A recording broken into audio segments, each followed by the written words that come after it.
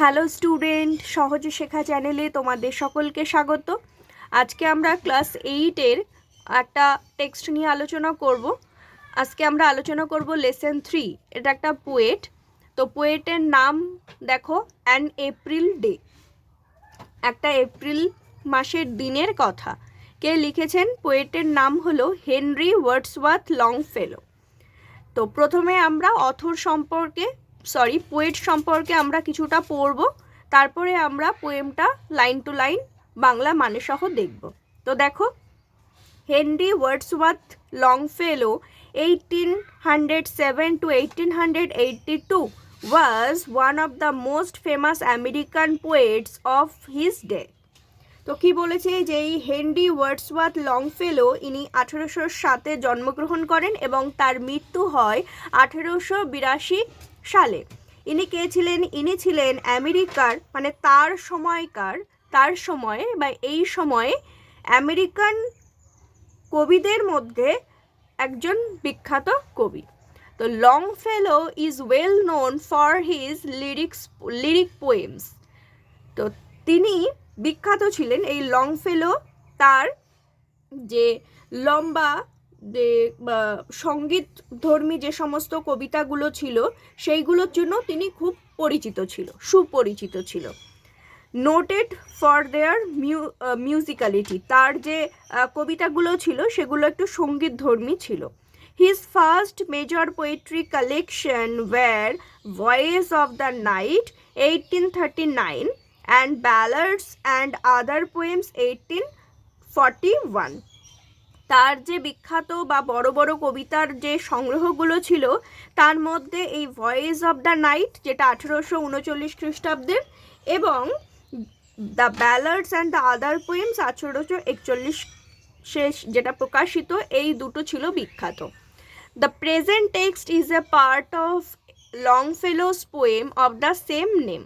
তো এই an April day নামেই লংফেলোর একটা বিখ্যাত কবিতা রয়েছে, তারই এই অংশটা হলো আমরা এই টেক্সটে পড়ব, আমরা এই পাঠ্যাংশে আমরা পড়ব। তো চলো শুরু করা যাক। দেখো, প্রথম স্ট্যান্জাটা দেখো। ওয়েন দ্য ওয়ার্ম সান, যখন ওই গরম উষ্ণ সূর্য, দ্যাট ব্রিংস, যেটা নিয়ে আসে, কি নিয়ে আসে? সিড টাইম, বীজ বোনার সময়, অ্যান্ড হারভেস্ট, এবং ফসল কাটার সময়, হ্যাজ রিটার্নড এগেইন, সেটা আবার ফিরে এসেছে। টিজ a sweet to visit the still would wire spring the first flower of the plane. যে যখন এই যে শান্ত থাকে সব জায়গায়, যখন শান্ত বন দেখতে যাওয়া হয় তখন সেটাকে খুব সুন্দর লাগে, যেটা হঠাৎ ফুটে ওঠে। তো এইটা হলো কি, যে সমতল ভূমির প্রথম ফুল হিসাবে হয়ে ওঠে। তো এটি ছিল প্রথম স্ট্যান্জারটা। আমি আবার একটু সুন্দর করে বলে দিচ্ছি যে যখন বীজ বোনার সময় হয়, ফসল কাটার সময় হয়, তখন সূর্যের আলোটা প্রখর থাকে, সূর্যের তাপটা প্রখর থাকে। তো সেই সময়টা চলে এসেছে। আর এই সময় কি হয়? এই সময়ে ওই যে স্প্রিং অর্থাৎ বসন্তের যে নতুন ফুল ফোটে, তখনকার যে একটা সুন্দর ফুলগুলোকে দেখতে লাগে, তো সেই সময়টাও চলে এসেছে। আর এই স্প্রিংয়ের সময়টাতেই এই সমতল ভূমিতে প্রথম ফুল দেখতে পাওয়া যায়। তো এটি ছিল প্রথম স্ট্যান্জা। এবার সেকেন্ড স্ট্যান্জাটাতে দেখো কি লেখা। I love the season well, এই ঋতুটাকে আমি খুব ভালোবাসি। ওয়েন, যখন forest glades and are teeming with bright forms, not dark and many folded clouds foretell coming on of storm. তো এইবার কি বলছে যে আমি এই সিজন অর্থাৎ আমি এই ঋতুটিকে খুব ভালোবাসি। কেন? যখন ওই জঙ্গলের ঘাস জমিগুলো পরিপূর্ণ হয়ে থাকে কিসে? ওই উজ্জ্বল বিভিন্ন আকৃতিতে, আর ওই যে আকাশে বিভিন্ন স্তরে স্তরে বিভিন্ন লেয়ারে যে মেঘগুলো থাকে, সেই মেঘগুলো কি বলে? সেই মেঘগুলো কোনো ঝড়ের পূর্বাভাস দেয়।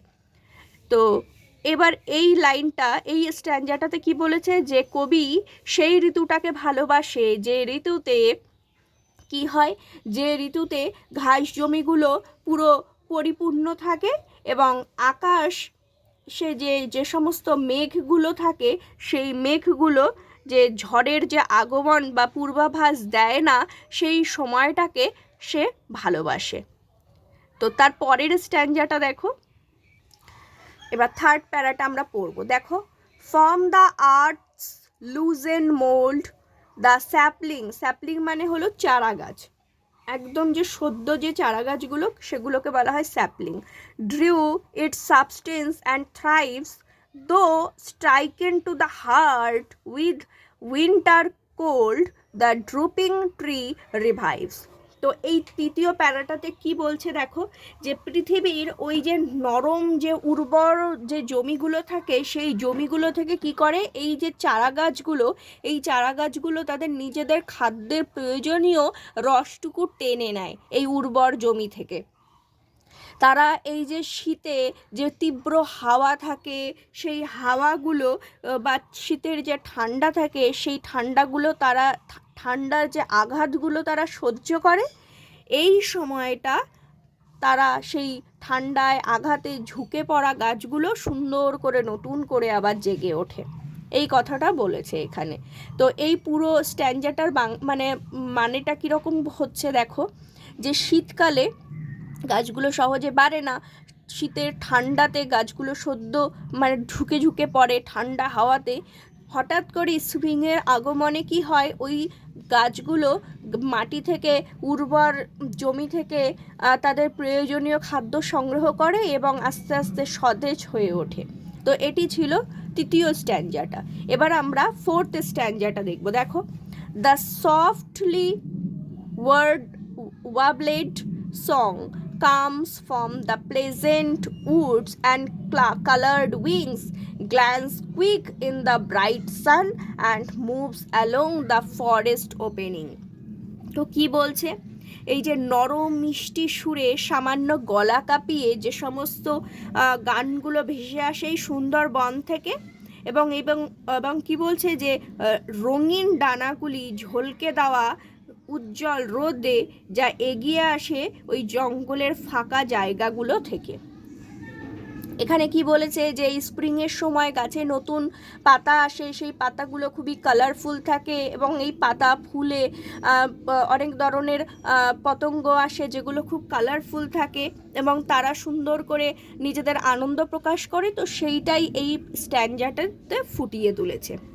তারপরে শেষ স্ট্যাঞ্জাটা দেখো কি বলেছে, when the bright sunset fills the silver woods with light, the green slopes throws its shadows in the hollows of the hill and white the upland glows. তো কি বলছে, যে when যখন দ্য ব্রাইট সান, ওই উজ্জ্বল সূর্যের আলোতে বা সূর্যাস্ততে যখন ভরিয়ে তোলে, তখন ওই আলোটা কোথায় কোথায় গিয়ে পড়ে, রূপালি যে বন সেই বনটাকে আলোকিত করে এবং ওই পাহাড়ের গায়ে যে সবুজ ঢাল বেয়ে সেখানে গিয়েও ঢালে পাহাড়ের গায়ে যে সবুজ ঢাল থাকে সেই ঢালে গিয়েও লাইটটা পড়ে, আর তার ছায়া পাহাড়ের ওই ছোট ছোট উপত্যকাগুলোর উপরে পড়ে, আর ওই বিস্তীর্ণ উঁচু উঁচু জমি তখন সুন্দর গ্লো করতে থাকে, উদ্ভাসিত হয়ে থাকে।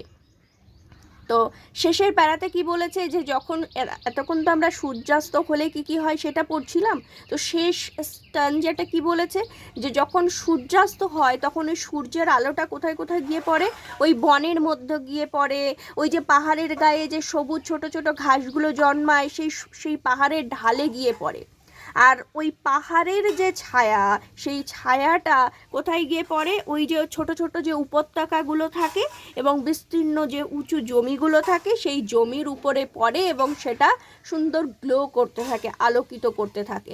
তো সেইটা এখানে কবি ফুটিয়ে তুলতে চেয়েছে। তো এই ছিল এই টেক্সটটা, একটা এপ্রিলের একটা দিনের একটা ঘটনাকে তুলে ধরেছে কবি এই কবিতার মধ্য থেকে।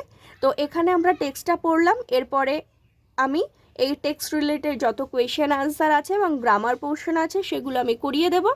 তো তোমরা সঙ্গে থাকো, সহজে শেখা চ্যানেলকে ফলো করতে থাকো, নিজেরা পড়াশুনো করতে থাকো। Thank you.